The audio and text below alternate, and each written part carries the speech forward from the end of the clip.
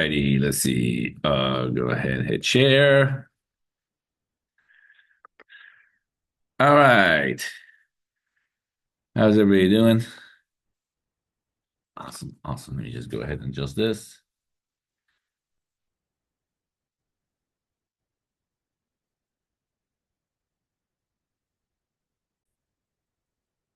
So this is gonna be we're gonna be talking about chapter 6, which is gonna be momentum. So we first uh started this course defining displacement or your distance count, which is gonna be your delta x, which is delta. We said that's going to be your change, which means it's going to be your x final minus x initial. So this is going to be your final position. This is your initial position. And we went ahead and we gave it a letter D. You take this distance that we got and you divide it, your displacement that you got, you divide it by your time. And that's where we talk about velocity. Now, for your distance, your unit was meters. For your time, your unit is seconds. And I like to write seconds. That's easy because mine looks like a 5. So we give the velocity a letter V, which is going to be in, going to this one, meters per seconds. Now we take this velocity that we have, more like your change of velocity divided by your change in time. And that's what we talk about acceleration, which is we give it a letter A, which is going to be your meters, which the unit for is going to be your meters per second square, where your velocity is in meters per second and your time is going to be in seconds. Then we took this acceleration, we multiplied it by the mass, and we got the force, which we gave it a letter F.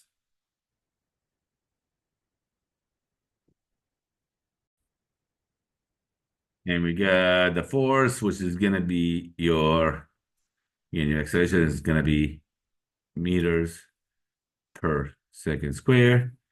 And your M, that stands for your mass, which is going to be in kilograms. So this is going to be your mass, kilograms per second square. And we call that your Newton in honor of Isaac Newton. We give it a letter N, which is going to be your unit for your force. Now, I want to introduce a new concept. So we multiplied the mass times acceleration. Now, well, let's say we get some kind of mass and we multiply it by a velocity. So this is your mass, and this is going to be in kilograms, and this is going to be your velocity, which is going to be meters per second. And that's where we talk about a new concept called momentum. And we're going to give the momentum a Greek letter rho, so now it looks like a B. And here goes momentum. So let's talk about momentum. What is momentum?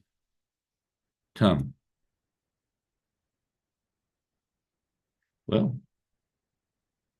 if you see a big guy, let's say you are going towards you. So let's say you got a big guy running fast toward you. You say he got momentum.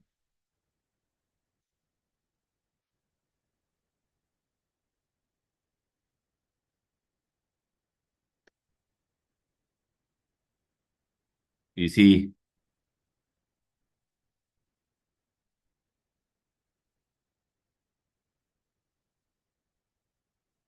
if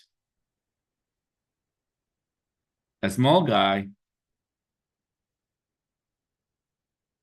is running at you, you say they have little momentum.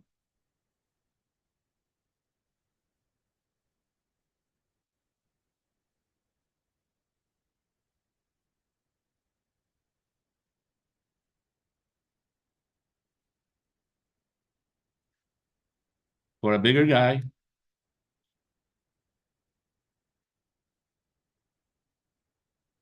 it's a lot of momentum.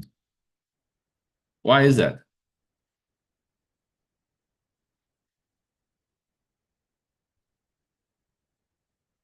Well, that's because momentum depends on two things,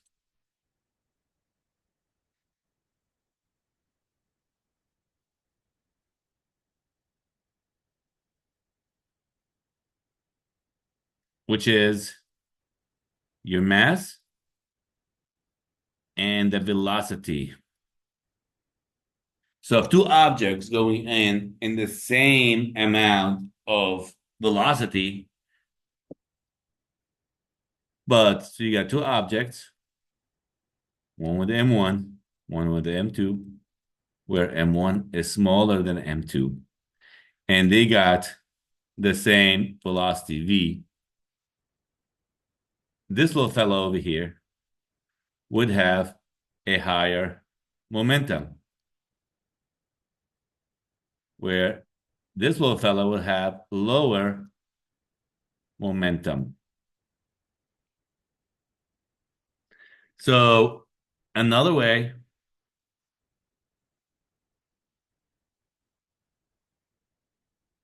of thinking about this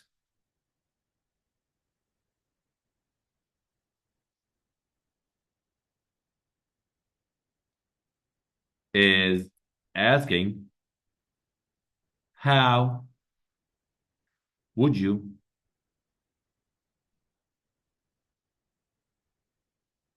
like to be hit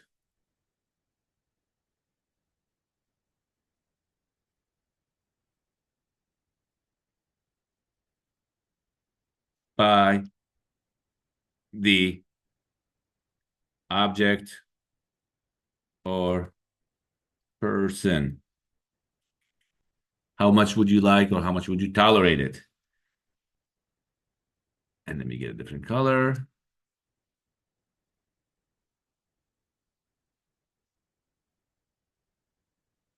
That's momentum.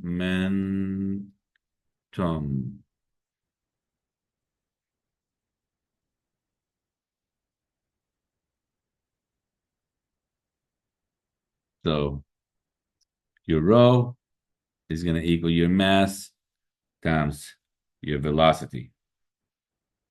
Now, we know that the force is going to equal to what? We said it earlier in this lecture, which is your mass times acceleration. And we define the acceleration as your change of velocity over your change in time, which means that this is going to equal to your mass times your change of velocity over your change in time, which we defined this little fella as your change, which is going to be your final velocity minus your initial velocity. So this is going to equal, so that means your force is going to equal to your mass times your final velocity minus your initial velocity divided by your change in time.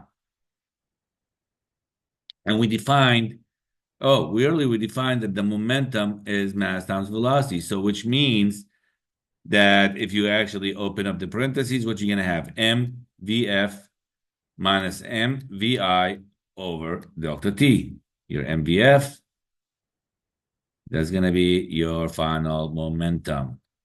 mvi, that's going to be your initial momentum.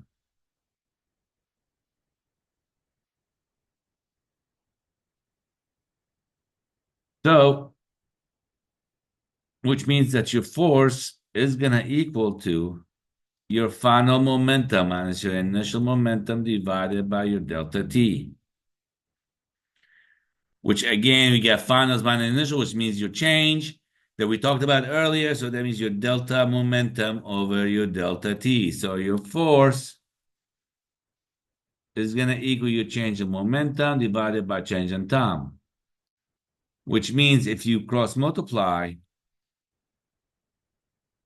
F delta T is going to equal the change in final momentum minus your change in initial momentum.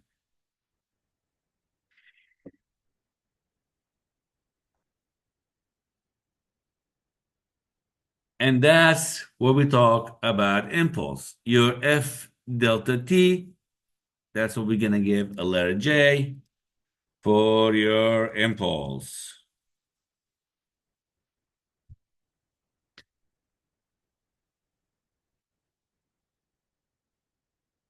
Now, talking about the units for your momentum, is going to be mass times velocity, which is how much? Kilograms, meters per second. That's going to be your unit associated with momentum. When we're talking about impulse, what we're talking about? We're talking about the force times your time,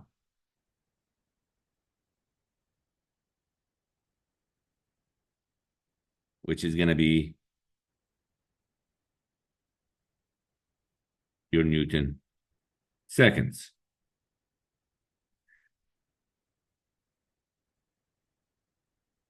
And we said that this one is your momentum final. Let me go ahead and label these down. Momentum final,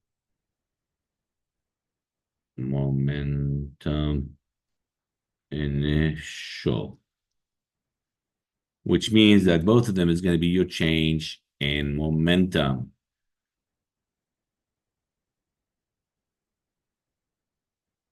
So your F delta T is going to equal to delta momentum,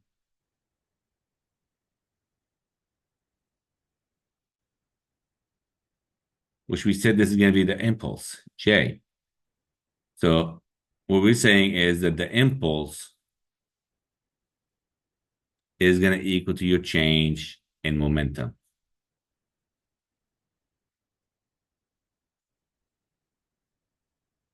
So you got your momentum is going to equal to your mass times your velocity, and you got your impulse is going to equal to your change in momentum.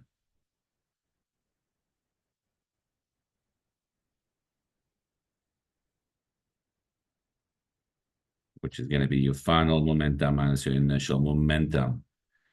And let me label this. And this is going to be your mass.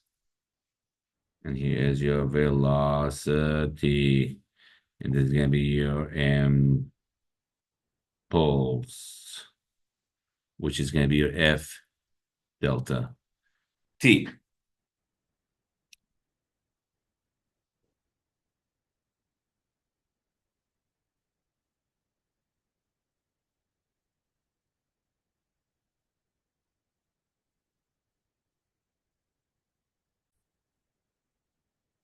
All right, so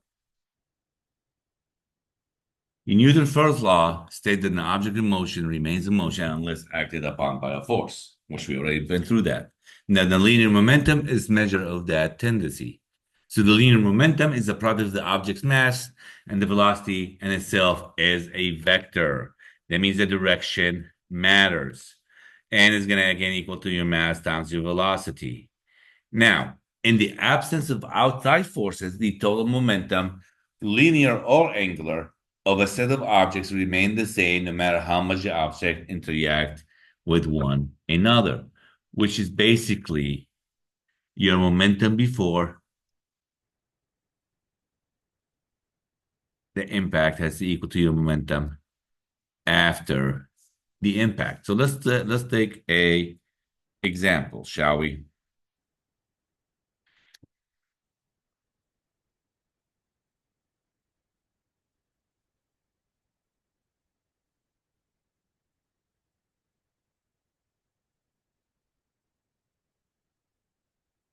So a 40-kilogram girl runs 30 meters per second, jumps onto a 10-kilogram sled that is initially at rest. How fast she and the sled will be moving.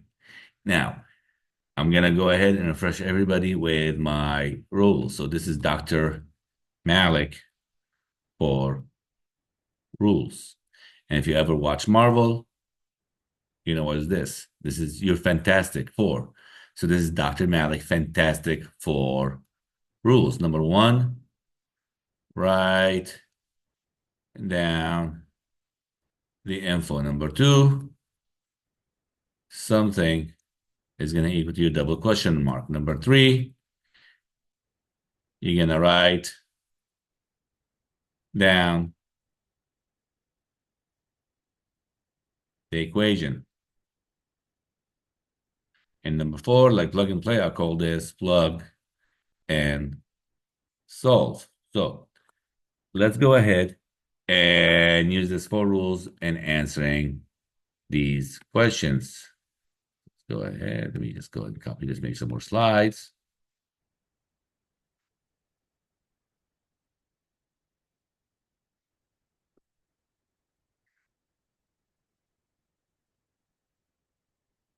All right. So what is our first piece of information? The first one is going to be your girl, which is going to be 40 kilograms. So I'm going to call one is for the girl, and two is going to be your sled. So your M1, which is going to be your 40 kilograms. And in the question, she was running at 3 meters per second, so which makes it that's your V1, which is 3 meters per second. She goes in and jump in on a 10-kilogram sled. That means that's your M2, which is going to be 10 kilogram, and the sled was at rest. That means your V2 is going to equal to 0. And you know your momentum before is going to equal to momentum after. And we are looking for the new total velocity. So you know the momentum before is going to equal to your momentum after, which means your M1 V1 plus your M2 V2, which is going to be the girl on the sled, the girl running, and then you got the sled by itself is going to equal to your masses combined M1 plus M2 times your new velocity. Well, the sled, and I got a picture over here, the sled is actually in rest, which means that your velocity for this is going to equal to 0. So we're going to come over here, which means that this little fella is going to equal to 0. So, which means that your M1 times V1, let me go ahead and write this down, which is going to be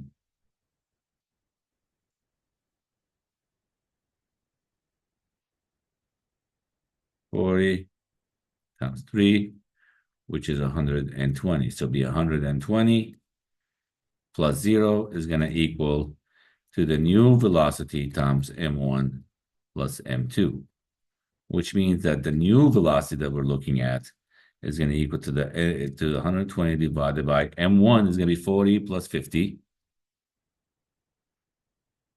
plus 10, which equals to 50 kilograms.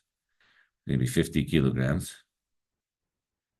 just leave this out, which equals to 12 over 5, which is going to equal to 2.4 meters per second. Wonderful.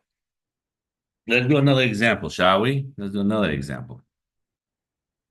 So this was example. Let me just make sure I got this. We got this right. Yep, 2.4 meters per second. All right. Let's do another example, shall we?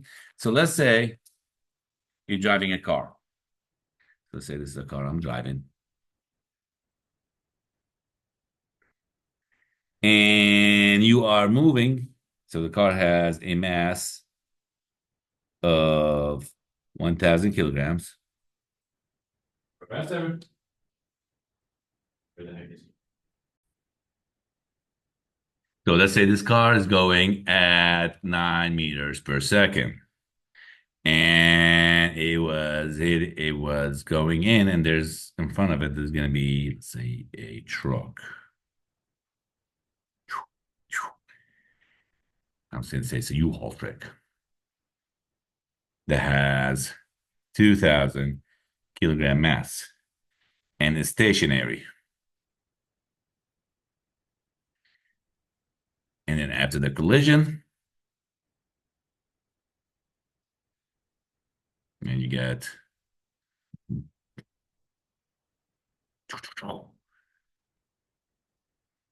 so this is going to be your before.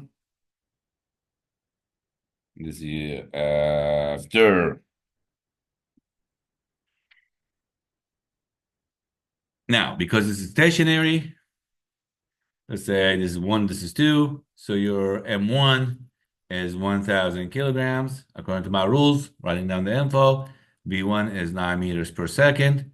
M2 is going to equal to 2,000 kilograms, where your V2 is going to equal to 0 meters per second because it's stationary. So let me go ahead and post a question on there. What is the resulting speed of the car truck combo accidents?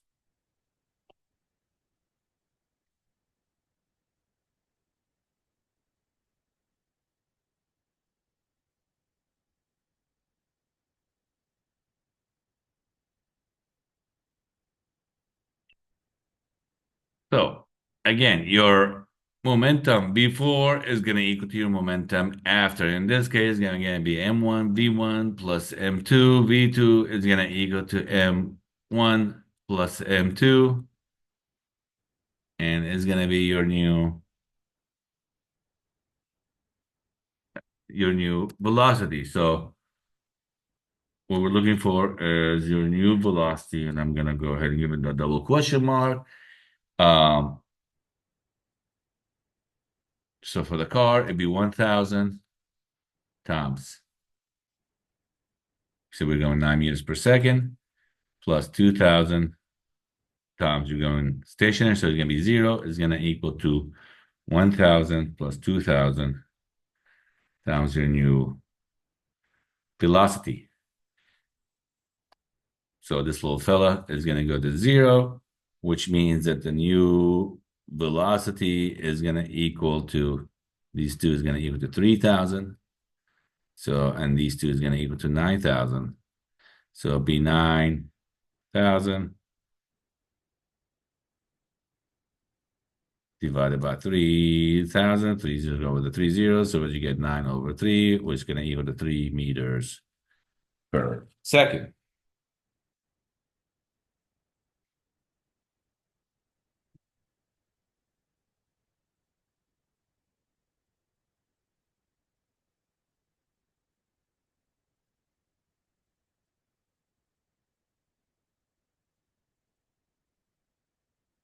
Awesome. Now, the linear momentum of an object, again, is the product of the object's mass and times its velocity. And again, it's going to be a kilogram meter per second. And it's a vector quantity. Now, the impulse of a force is the product of the average force at the time of the interval during the force acts on, which is going to equal to F delta T, which is going to be in Newton seconds, which we just showed a little while ago. Now, impulse is a vector quantity and has the same direction as the average force. And then we went ahead and defined that your force, which is going to equal to your mass times the acceleration. We define the acceleration as your final velocity minus your initial velocity divided by your change in time, which means that the force is going to equal to your mass times your final velocity minus your mass times your initial velocity divided by your change in time. Cross multiply, so you get F delta T equals mvf minus mv naught, which is that's going to be your initial, your final momentum, and that's going to be your initial momentum as we show, which is going to be your change of momentum. And that's where we talk about your impulse, which is going to be your F delta T. So let's go ahead and take another example. So you got rain comes down, the velocity of minus 15 meters per second, hits the roof of a car. The mass of the rain per second that strikes of the roof of the car is 0.06 kilograms per 1 second. Assuming that the rain comes to rest upon striking the car, find the average force exerted on the roof.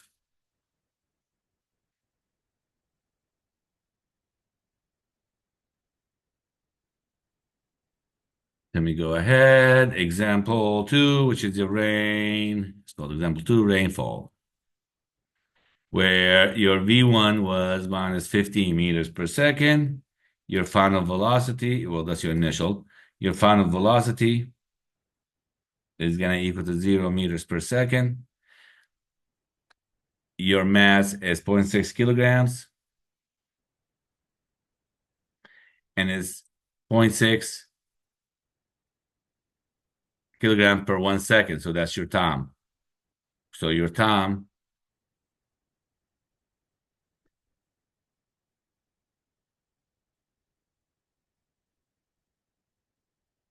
is 1 second. And in this question, find the average force. So we're looking for your force. So your force is your double question mark. And in this case, that the force times delta T is going to equal to your change in momentum, which is going to be your mass times final velocity minus mass times initial velocity. We know that the final velocity is 0, so this is going to go to 0. So your force is going to equal to your minus mass times initial velocity divided by delta T. And in this case, it's going to be your minus 0.06 times your initial velocity, which is minus 15 divided by 1, which means that our force is going to be 2.09 newtons, which we got that. And that should conclude your chapter 6, impulse and linear momentum. If you have any questions, go ahead and email me at abunaemeh@gmail.com.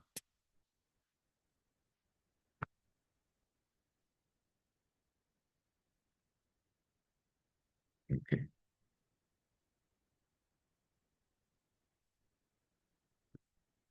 Go ahead and share.